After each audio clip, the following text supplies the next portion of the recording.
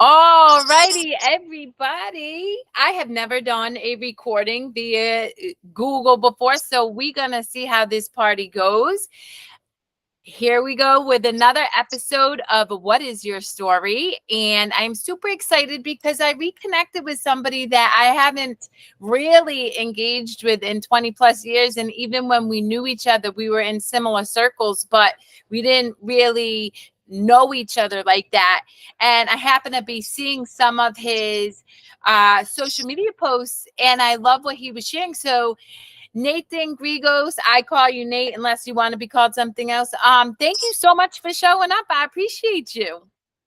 Thank you for having me. I appreciate you. Yeah. So, all right. So I reached out because you are very open and talk and share a lot about being in sobriety. Can you kind of share a little bit of your story around how you got to a place in your life where you can openly share that you choose to live a sober life? Yes. I mean, first of all, you get to that point in your life where you just can't take it anymore. And, I ended up in a pretty dark space in my own life.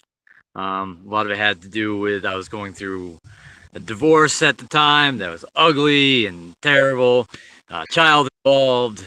Um, at the same time, I was in a very codependent relationship, long term, with her child involved with mine, and it was not going well, and it was hard to break apart from that because of the children. And and then I had a really good friend of mine, Alternate, as we dubbed him over the years. He's a bass player for my band. Consider him one of my best friends. He died right before Christmas last year. I ended up with my girlfriend at the time at an Airbnb in Worcester. It was supposed to be a very healing situation, and it was supposed to be sober, and we were going to be continuing in that direction until we didn't. Right before New Year's Eve last year, we ended up falling off the wagon, and we agreed to it. In fact, we cheers to it and said, "What could go wrong?" Proceeded to have everything possible go wrong. It was New Year's Eve. We're like, oh, we're just gonna break it for 1, 2 drinks. Prior to that, it was probably the best point in our relationship. Everything was going great. Kids were happy. We had a good space to be in. It was a little meditation retreat Airbnb. Everything was awesome. And then it was that point where I realized that, yeah, maybe my headspace, I can't just drink and have fun anymore. It's the party's over. In that department, it's kind of just all these broken thoughts, all this darkness within me. Instead of, yeah, maybe for a moment it was fun that night, but after that, I call it the nothing. Whenever it's happened, it's just like all that darkness, the never ending story and the nothing just all flowed right in, took over. I ended up basically on the couch. My girlfriend had left. We had just decided that things were broken. She went her way, I went mine. I was on the couch drinking myself to death, essentially. I did not care whether I lived or died. I just wanted everything to just be over. I didn't care. I wasn't the type to just be like, okay, I'm gonna commit suicide now. No, I just was like, well, I know how to drink, and I know it's bad for you, and I know how to not eat and not take care of myself. So that's what I did. And we have a lot of people that care about, and I have wonderful family, and they kind of intervened at a certain point. They tried to intervene several times. It was like, this is your life. Someone would walk through my door, like, bottles scattered everywhere, and just horrible, horrible existence.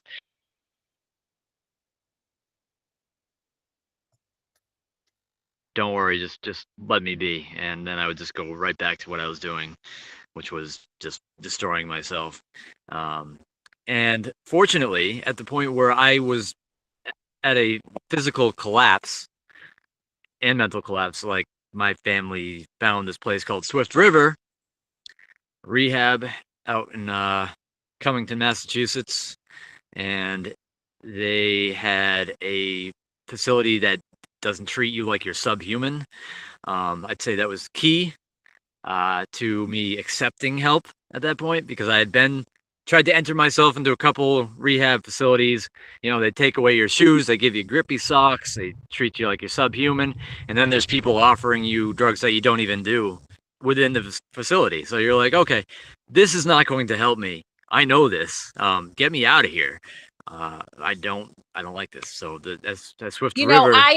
I'm gonna pause you real quick because I love that you brought that up. Having worked in addiction and mental health recovery for some time now, and having my fingers on the pulse nationwide and globally, that is one of the pervasive themes that the places that are meant to show up and serve really miss the mark on being able to help people start to heal. And so I'm glad you highlighted that, just because while I do believe everybody has the lens of service and help, it doesn't execute well always, which is why I don't subscribe to AA and NA, nor do I work that type of program with my clients at all. So, but go ahead, continue. Thank you for highlighting that.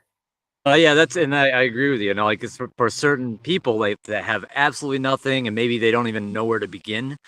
Any rehab facility might be the place for them to go if that's what works at that time. But like for me, I was just like, no, I need my creativity. I need everything that I normally have in life. You know, music was a very important one. And in fact, I almost left rehab facility. I was almost like, I know I'm in the middle of nowhere, but you know, I think I'm just gonna go walk out that door, and and luckily I didn't. The guy there, Cliff, he's like, let's just give it one night. Let's see where it goes from here. I got out of the detox section, and I have a good friend now from that place, and I actually knew him from the past. He was in a band called Rawhead Rex in the '90s, and I show up at the music room, no one's there. All of a sudden, he shows up. He's like, "Yes, another musician! Yes!" You know, and we start jamming, and yeah. So I was just like, maybe this will work. Maybe I actually can get through my 30 days here, and I did. The crazy part to this story is the fact that like after I got out the first time, I took a U-turn right back in.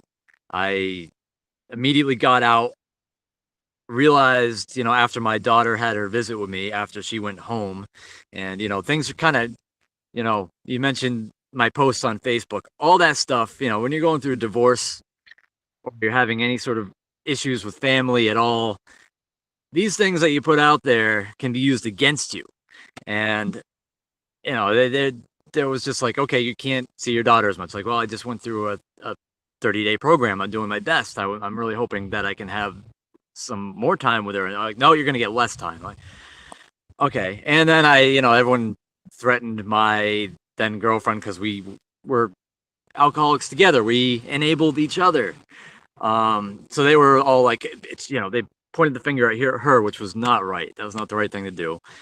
We were both alcoholics. We both made our own decisions. We both ended up where we were because of our bad habits.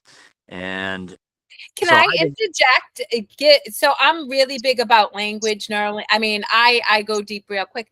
How could you do better if you didn't know better? So I tell people it's not bad habits, it's just what you know until you know differently. And I love that you're able to recognize that it is our individual choices, but it is based on what it is we've known, what we grew up with, what we like, the habits and the environments and stuff. And it's through no fault of anybody, but um I want you to know, like, you're doing amazing, and you did what you knew because that's all you knew. It wasn't bad or good, it's just what you knew.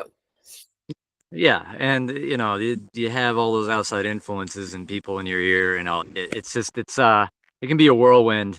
And so, yeah, like right away, like I said, I just kind of fell right back into the nothing immediately because I was just like, wow, I didn't realize that people had threatened my, now ex-girlfriend, like, don't talk to Nate, don't even say a word. I'm like, how could this person that I was just with for nearly 2 years just drop off the face of the planet, knowing that I just went into rehab and not talking, so I kind of took that pretty hard. I found out later why, I found out that people had told her not to talk to me.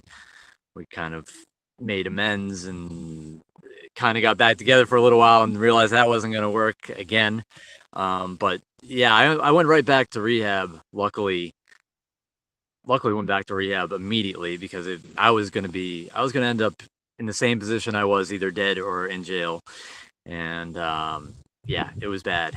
And I fortunately, second time around in rehab, I was a pro. I put myself into all kinds of uncomfortable situations thanks to a good friend that I had there who had just left the program, and she kind of paved the way. She's like, take charge of the group morning and evening sessions. Let all the meetings that just lead the way. Just take the baton from me and go at it. And so yeah, I ended up like just I did a bunch of AA style meetings there just because it was something to do. I just did whatever was on the table, whatever they offered.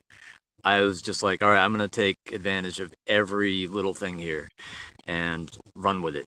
And instead of just having, doesn't matter if they always like, oh, you have your toolbox here for when you fall off or get to that point where you have a craving or whatever. But sometimes it's very easy to take that toolbox and just throw it. And so, I had to find out how to not throw the toolbox. And that was key for me was and so I now, now that I'm like outside of the rehab facility, what keeps me grounded can't be a person, it can't be my daughter. It can't be something that's not going to always be there. The only thing that's there is me. So Woo! I'm going to just what will work for me. What activity can I do that will put me back into the good mindset where I won't throw the toolbox.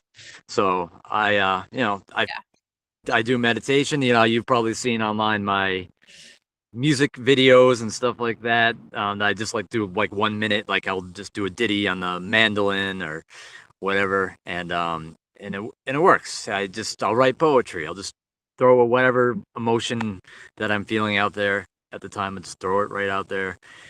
Post it. Sometimes it's dark, sometimes it's very dark, and that's when I get like a lot of like, how could you post that online? Like I was like, well, actually, as many people say I shouldn't do this or that. Like I get a lot of like private messages myself. One of them being from you, like, hey, come join me on Well, this. so here's the thing. I'm going to interject because I want to highlight a couple of things that you said that really anybody who's watching this who may be struggling with active addiction or even mental health issues, you do highlight that sometimes we want to toss the toolbox. And you also highlighted that you went into rehab, came out, boom, and then went back in. So we need contrast. What people, what most people, and this is where I come from, such a place of freedom from judgment. I don't judge anybody because, right, if you look at the road to success, it's not a straight curve. It's blah, blah, blah. And why? Because you're going to move forward. You're going to have a different experience, an experience maybe a little bit less in darkness, and then you go back and you go to the darkness, and because you had that experience, it was later, now you're like, oh, I can have more of that. So it's very common to come out, relapse, and go back. And it's not necessarily a bad thing. Yes, people have died, and I don't wish that for anybody. But on the contrary, now you had that contrast to know what it's like to be sober, and then what it's like to come back to it and know that feeling sober feels better, right? So that's one point I want to highlight to people. Secondly, we have a mid-cingulate cortex, guys, middle of our brain, and it's essentially a part of our brain. It's a muscle. Our brain's a muscle. And it's not worked by most people. Why? Because most people don't want to do the things they don't want to do. Say they don't know them. But what I hear you say is you went in the second time and you were like, I'm going to do all the hard, icky, sticky, uncomfortable things, even though I don't want to. I don't want to wake up and do this, but I'm going to do it anyway. And what people don't realize is when you do that, you're actually growing that mid-cingulate cortex and you're building. That's essentially the part of your brain that builds resilience. It builds the ability to grow and expand and do harder things. And most importantly, self-reliance and trust. Super, super awesome stuff that you're leaning into. So I love all of that. And I'm curious. So now that you're out, one, how long have you been in sobriety? So, let me think. I'm not the type of person that keeps track. That's the other Yeah. thing. I've also done that before. You know, when I broke sobriety the first time on New Year's, it was like we were keeping tabs on every day. It Yeah, was I 3. don't want that, but like, so has it been a few months or? Yeah, it's been a few months. And relapse occurred, you know, when I had a tough breakup, but I like immediately turned that around too. That Yep. was the other, like accepting the fact that like relapses happen. That's why like I'm like I'm not gonna. Some people they keep track of days. Everyone does that differently too. Yep. For me, I was just like, yeah, when that was another surprising thing about that rehab that I went to. You know, I'm like, all right, I completely destroyed my finances, burned this bridge, that bridge over there. I go in there and they're like, okay, we're going to do this financial advisory session where we get you, recalibrated to re-enter your life when you get out of here, so that I'm like, okay, well, I destroyed everything, this, that, the other thing, and they're like, and that's okay. I'm like, it's not okay. Oh my Like, God. I am gonna totally reach out to this place. You and me will talk offline. I want their info because I love them. Well, here's the thing, right? So Nate, I've studied theology, but I also study quantum physics and neuroscience, energy. So I have a very strong fundamental understanding of what our emotions create as an energetic vibration. And you, as a musician, understand this, right? Depending on how you tune an instrument, it will emit a certain frequency, a certain tone. That is the same exact thing as we as humans emit based on the emotions that we exist in. And what happens is people who struggle with mental health and addiction often operate in what? Shame and guilt. Why is that problematic? Because those are energetic frequencies that are at the lowest. It's close to death. And if you're operating in a program trying to get sober, that causes you to feel more shame and guilt. And I know that's not the lens and it's not meant to be, but to your point and mine, we're all different. So some people in AA who have to go and make amends to everybody they've ever made, that could feel really shameful. That doesn't serve you. But if you can come from a place that I'm hearing you come from the last time you relapse is curiosity, like recognizing through non-judgment, being like, okay, I'm not going to sit here and crucify myself for making it this choice. I'm going to, one, immediately choose differently, not drink. Two, what I would hope that you do is get curious about the situation. All right, what ended up happening? Was it, a breakup? Okay. And what's beautiful is you recognize in that moment and you shared with the community that you can't seek externally for, your self-worth. It has to come from within. And the only person who can truly help you find that is yourself. And lastly, I want to highlight that you're doing beautifully. And I just love so much. You're leaning into tools that serve you. Right? As a coach, I teach people a plethora of things from journaling to meditation to Reiki to music to dance to whatever, because we're individuals and what worked for me may not work for you and what worked for you may not work for Bob. But if we give each other enough tools, then it's like a puzzle and we plug and play and we're like, okay, this works and this works today, but maybe it's not going to work tomorrow. So I just love your curiosity and your willingness to lean into what feels right for you rather than kind of just go along with the typical program or what a lot of people do because that's what worked for them. How'd you get to that place? Is it because of the rehab you were in, or is it kind of you're stumbling into it? Is different sources. Like there's certain things that have always been like I've always known. Like I just didn't follow my own advice or follow what I'd heard for years. Like what you were just mentioning about emotions, shame, guilt, anger, resentment. Useless. They're useless. They don't solve problems. You need emotions that are actually going to get you somewhere. A catalyst Well, can I for. pause that for a minute? So here's the thing. I I really think it's important for people to recognize that if you are angry, it's okay to feel angry and you need to express it, because if you don't, you're trapping that energy in your body. And then eventually it will present in mental health, physical health, or energetic health issues, or all of them, which we see pervasively in the world. So it's not that you shouldn't be angry. It's how do you direct that anger to move out of that feeling in a more positive way and empowered way rather than disempowered. You know what I mean? Because then eventually you don't get angry. Yeah. Right. Yeah. It's almost like you sit with that emotion, you recognize it, you acknowledge it, and then you use it as like catalyst, like a stepping stone, and like you just step on that thing, get it out of the way, and go on to something that's going to be more useful.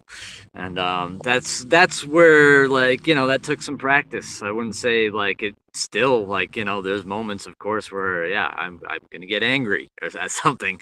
um I have a resentment from whatever just happened to me not that long ago. They still bubble up. It's not going to go away necessarily. It's still there. By now I kind of know how to compartmentalize that and put it away, and recognize it, look it in the face, and then put it back in the bag.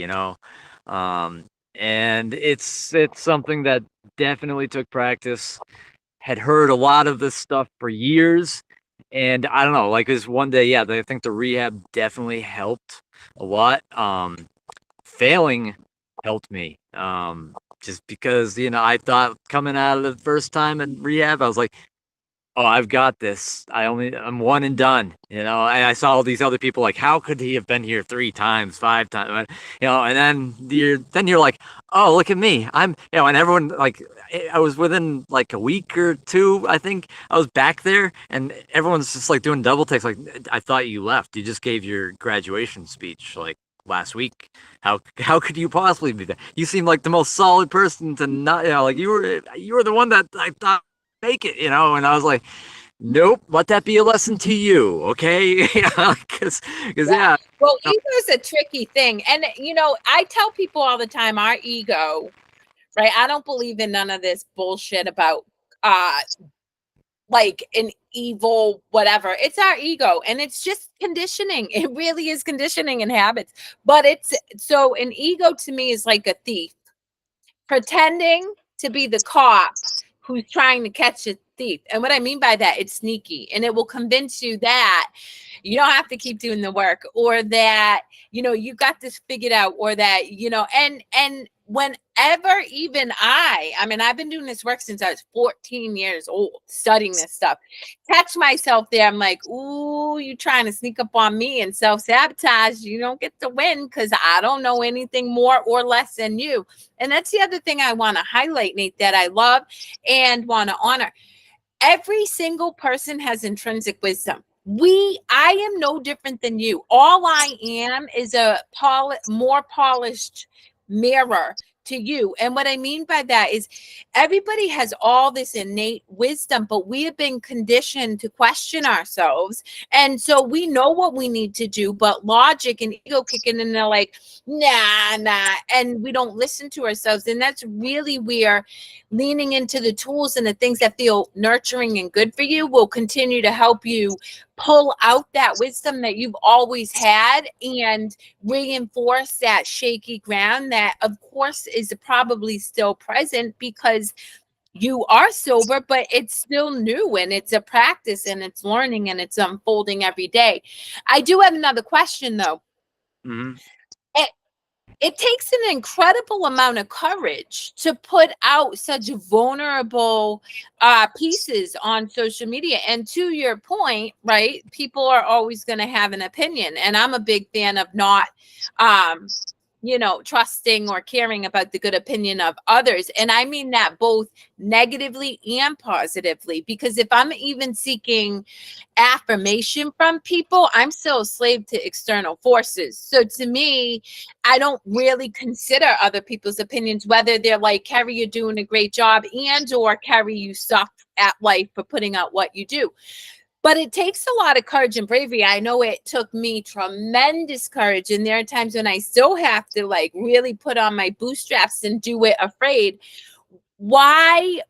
Like how? What led you to do that, regardless of the fact that you are getting feedback that may feel gross? You know, I I have a tendency to just be out there, and it just felt natural to me, and I didn't, people. The more, in fact, the more people told me it was like wrong to do, the more I felt like I had to do it. And I'm the I actually same just, way. yeah. So and then there's inspirational people. Like once again, going back to that rehab, they have an alumni thing every Monday night on Zoom, and I join that every now and then. And one of the speakers was a girl that worked at the rehab who was, top notch. Like if you needed something done there, you went to her and she was on it. And most of the people that work there are themselves recovering addicts of some sort or another. And that is a major help to be able to relate to someone and to understand. That is like gold in recovery. It's the only way it works, because you need to feel like you're not the only one out there, and you're not. You're like so many people out there that you don't even realize. And that's when I share stuff, you realize some of those perfect people on Facebook that seem like their lives are awesome and fantastic, they have a lot of crap going on that you don't know about, and I prefer to be real and out there. I still post good, happy pictures of me and my daughter, like, but I put the real stuff out there too.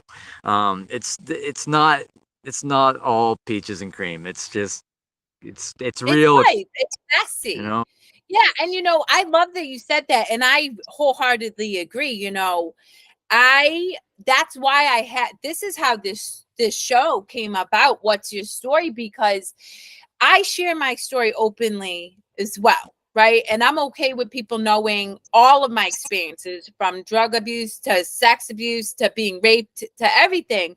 Because to your point, I want people to know there was a time in my life where I was crippled with depression, that I was numbing myself out.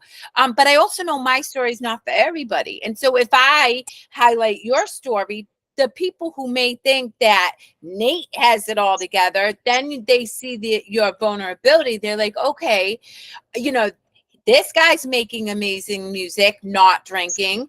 This guy's out connecting with nature, not drinking. Maybe he's the person that, I can reach out to and connect with and help each other along the way, because we're all meant to be in service to each other. And I believe our story is our superpower. And what I love and why I wanted you specifically on this show is because shame and guilt keep people in tremendous suffering and in habits that keep them disconnected.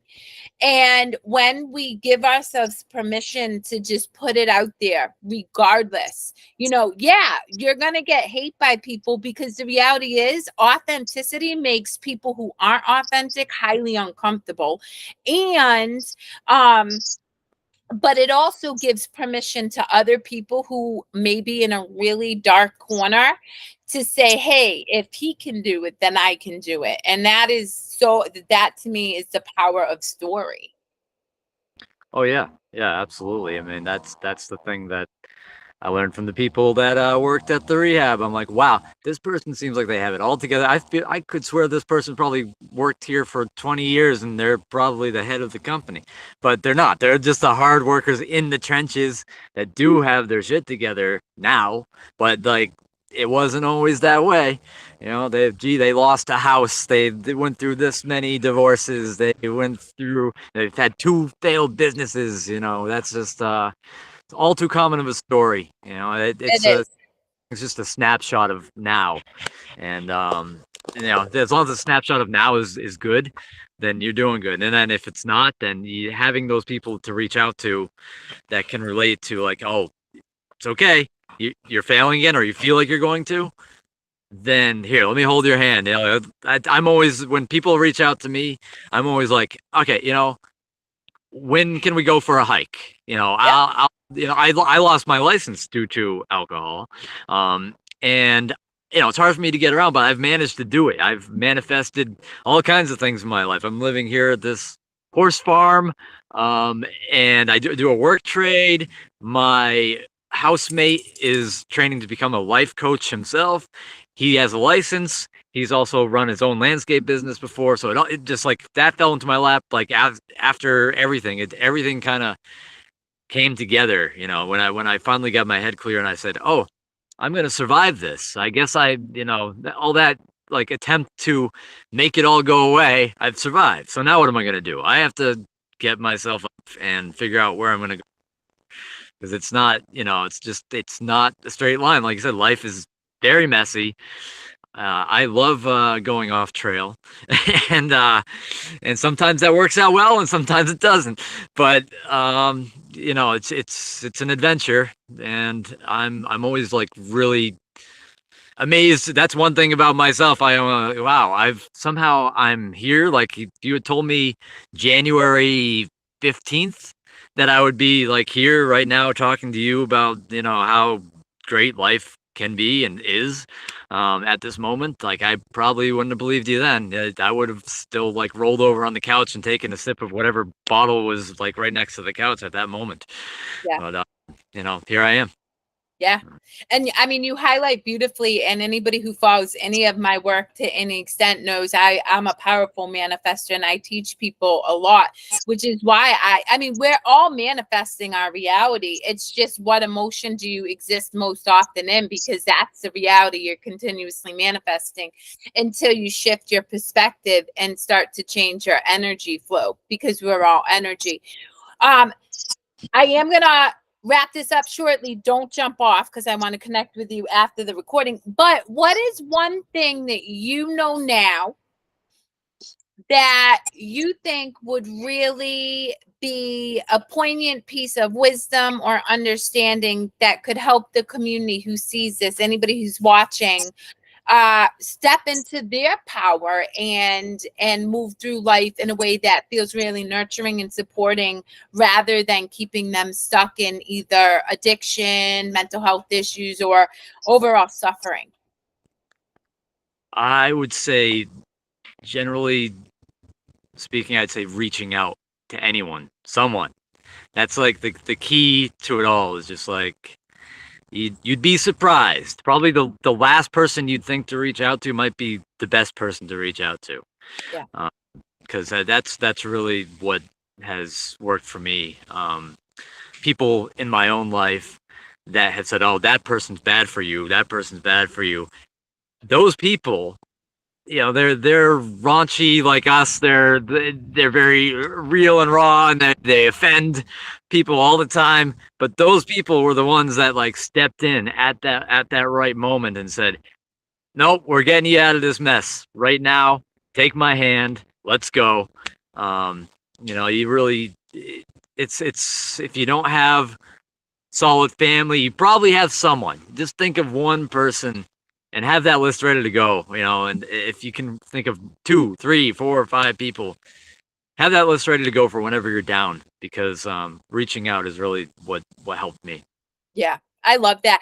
And I'll even go as far to say I have had some of the most deepest meaningful connections with strangers, right? Because acts of kindness, when you don't know where somebody is, right? And I remember being really, really low and hating myself, and some of the simple act of kindness was the thing that got me through that day.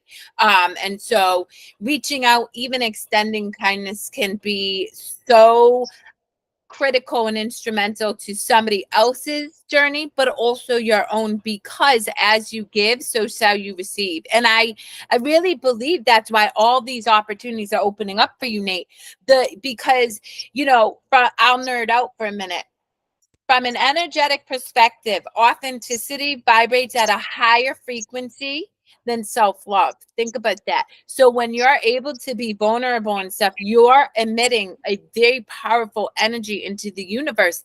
And in doing so, you're in service, because everything you sent out is in service. Even though it's being true to you, you're showing up and sharing what many people feel but are afraid to put voice to. And that's in service. And that's why things are unfolding for you in a more positive direction, because you are showing up authentic, unapologetic, and in service. So for anybody out there who is curious, follow Nate Grigos on social. He's got some amazing content, and we'll certainly stay connected. And this has just been a gift and privilege to have you here. So thank you so much for your time.